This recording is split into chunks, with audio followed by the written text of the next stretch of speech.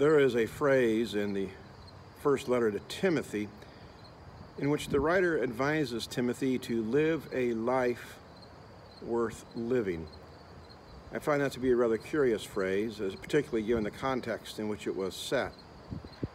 And then I got to thinking about a parable that Jesus told, a parable against his critics, who were critical of the company that he kept. Once upon a time, Jesus said, there was a rich man and Lazarus. They lived in the same city. Their paths frequently crossed. The rich man lived sumptuously every day. He had all of life's pleasures. Lazarus was a beggar on the street, whose only comfort was the dogs who would lick his sores. As happens in life, both men died.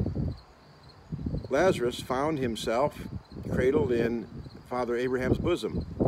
The rich man found himself in a place of torment. The rich man looked up and saw Lazarus and asked Father Abraham to have Lazarus dip his finger into a pool of water and to put it to the rich man's lips so that his torment could at least momentarily be quenched. But Father Abraham said there's a great chasm that separates the place where the rich man is and where Lazarus is, and it cannot be crossed either way.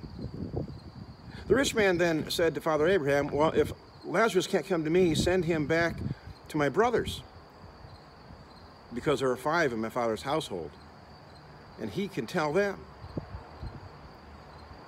And Father Abraham said, just like you, your brothers have Moses and the prophets to tell them what God expects.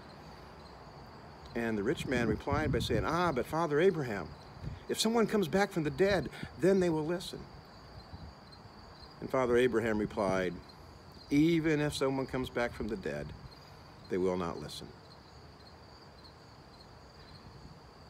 When Luke wrote that story in his gospel, I believe he was speaking to his community of faith. And he speaks to us today. Because, see, we who call ourselves Christians, who say that we take Jesus seriously, we do know somebody who has come back from the dead.